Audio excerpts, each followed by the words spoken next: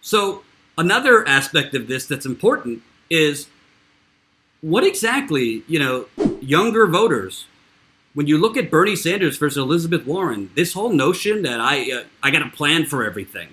She's got plans, she's got good policies, but the bottom line is the difference between Bernie Sanders and Elizabeth Warren, plans don't matter. You could have a good plan, you could have a good policy proposal, but if you don't have an army of people behind you to apply pressure to the Republican Party, to the corporate Democratic Party, what are you're not going to get the plans through in the way you want to get them through. Elizabeth Warren to become president, she don't have a revolutionary army behind her like Bernie Sanders does.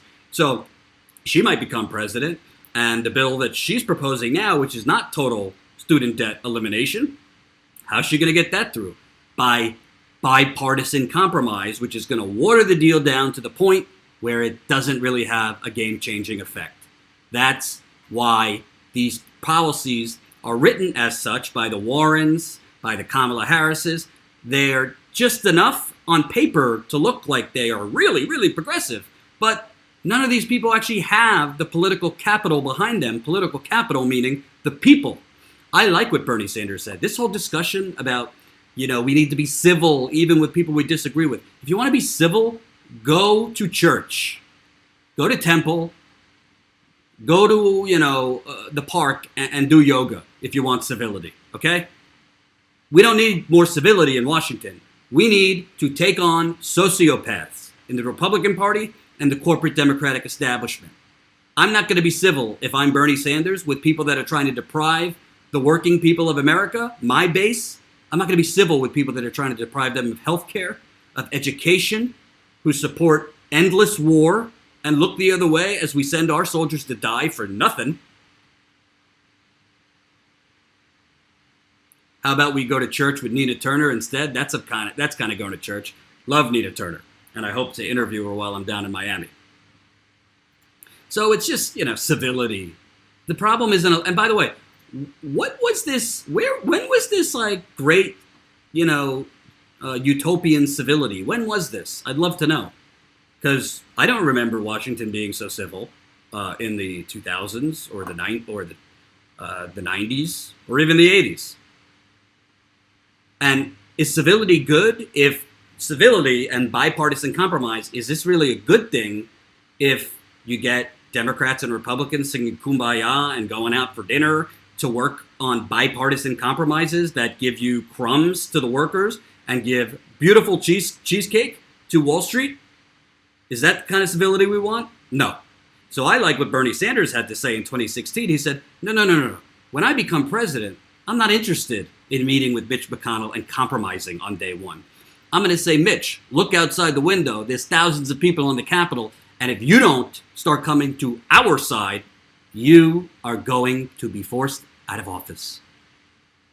That's what we need.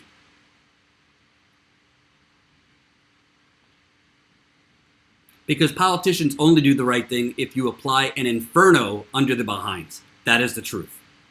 So I think this student loan thing is great. I think Bernie Sanders is going down fighting. I mean, he needs to keep showing that he is the only candidate firmly 100% fighting Wall Street, fighting fossil fuel companies, fighting pharmaceutical companies, fighting real estate, fighting gentrification, and fighting pretty much the whole corporate establishment. That's the media, and that's the Democratic Party. And, obviously Bernie Sanders' plan is not going to get through now. I mean, Donald Trump is president. Turkey neck Mitch McConnell is running the Senate. So not going to happen. But it is what he needs to do is put down the marker. And I think the strategy is, and I think they released this right before the debate for a reason. Let the debate moderator say, how are you going to pay for it? Bernie Sanders should say, hey, we've been talking about the war in Iran and, basically dropping missiles and bombs on Iran. I haven't heard you ask, how are we going to pay for a war in Iran? So I'll answer how are we going to pay for this when you start asking how are we going to pay for that war in Iran. Because I haven't heard that question asked once in the last week of Iran war mania. But how are we going to pay for it? Bernie has told you how we're going to pay for it. Wall Street transaction taxes. Sounds good to me. Why is that such a holy, sacred cow? And when Bernie needs to turn to Joe Biden and say, "Is that okay with you, Mr. Biden, or would that upset your boyfriends and girlfriends on Wall Street, who you told, don't you worry, your standard of living won't change one iota when I'm president." I'm so glad Joe Biden said that recently. And if Bernie Sanders does not bring those things up, then Bernie Sanders deserves to lose. I like Bernie Sanders, but if he's going to do this, marshmallow, I'm going to say, oh, we agree on some issues. No. Bernie, you're in a gunfight, figuratively. Come ready to drop rhetorical bombs. You're not going to just win with a positive message. You have to point out his corruption. You have to point out nothing will change. You also have to point out that Kamala Harris might look shiny on the surface, but under the hood, there ain't much there. She's just as in bed with Wall Street. And Mayor Pete kind of reminds me of Woody from Toy Story. I don't think Bernie needs to worry about Pete, who's having a hell of a time since the whole black community in South Bend, Indiana, can't stand the man. The corporate media never covered that because they were too focused on, oh my God, look at that shiny mannequin. Oh, the first gay president, all these things. It would be great to have a gay president, but I don't want a neoliberal gay president. Hope you enjoyed that last video. Hop on over to statusquo.com where you can sign up for our email list and become a member for as low as $5 to $10 a month. Membership is how we grow. That's statusquo.com/join. And remember, join our email list so we can grow the revolution with you.